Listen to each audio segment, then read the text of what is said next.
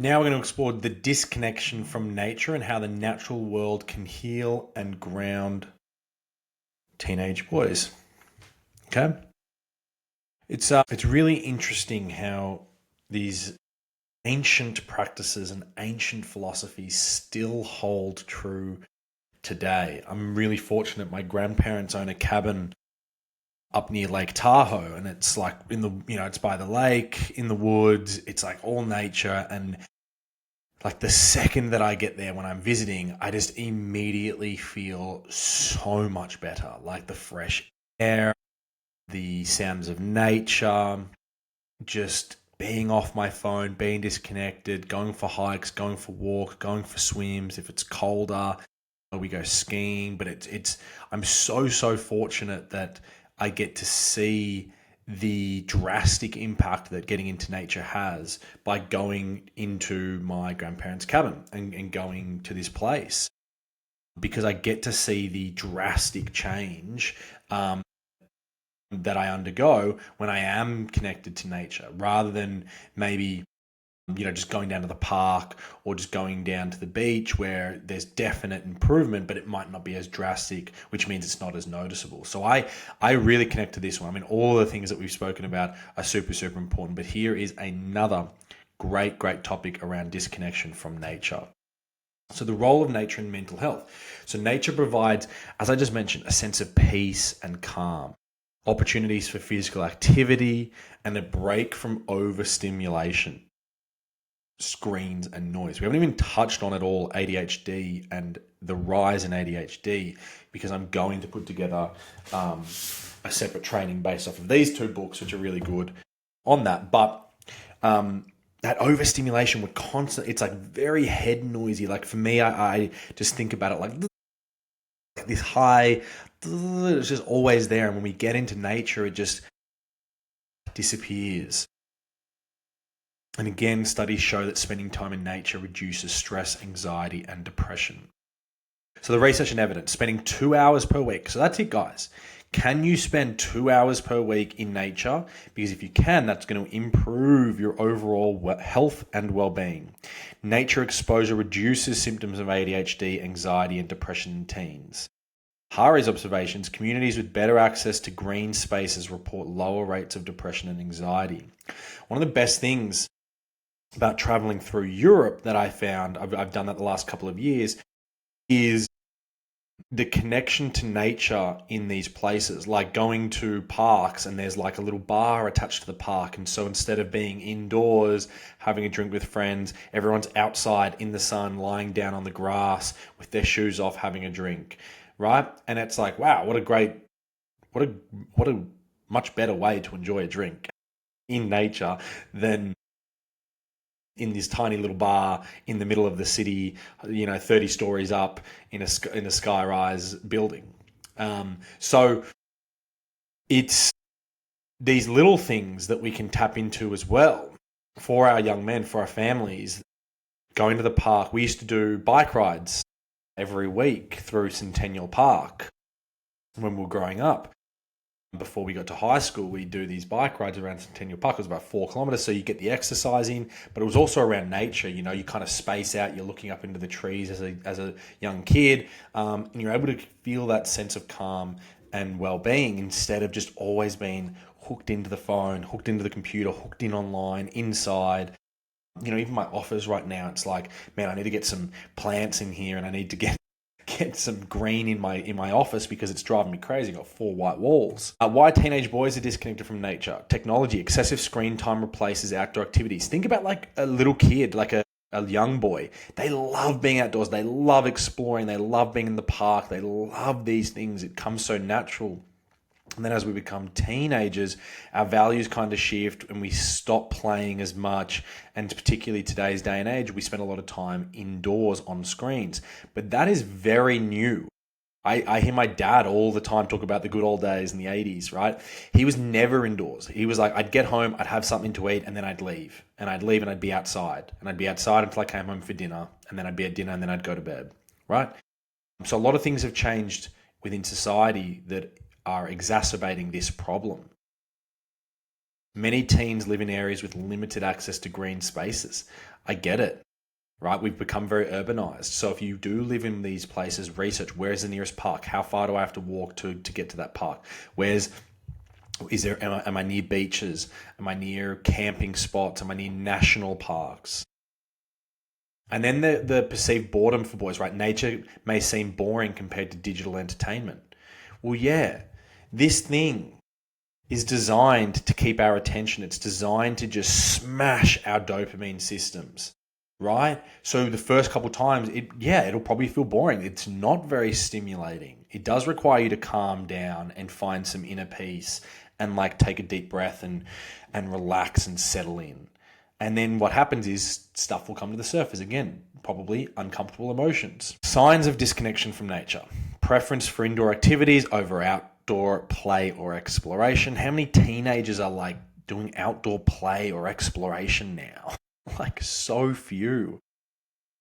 I think back to when I was a teenager and, we rode our skateboards, we rode our bikes to and from places. So that was like our version of outdoor play or exploration, and then sport as well, of course. But even we didn't really like explore or play much outdoors.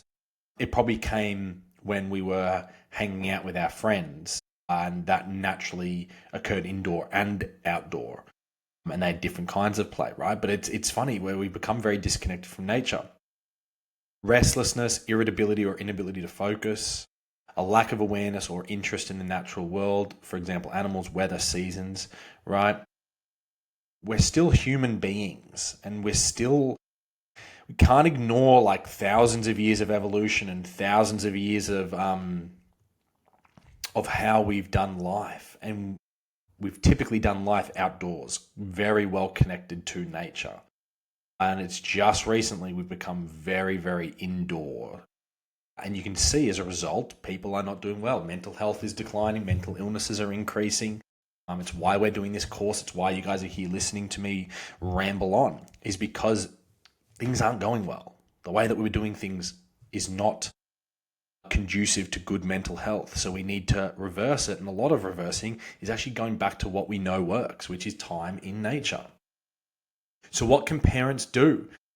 Create opportunities for outdoor activities, plan hikes, camping trips, or even simple walks in the park. So there's a lot of stuff that you guys can do. Hikes, camping trips, or even simple walks in the park. Now, no music, no phones. Let's go. Let's listen to nature, right? Let's be connected to nature. Model nature appreciation. Share your own enjoyment of being outdoors. It's going to be really hard if you hate being outdoors, you're disconnected to nature, to then encourage your son to do it. One thing that my parents did, probably the best thing that they did, was leading by example.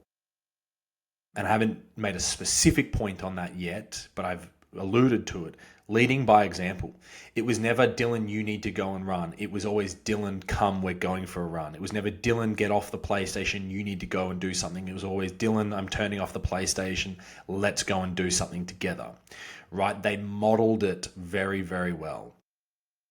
Encourage exploration. Allow your son to engage in nature-based hobbies like fishing, photography, gardening. Great hobbies. And if we don't allow them to explore that might be their thing.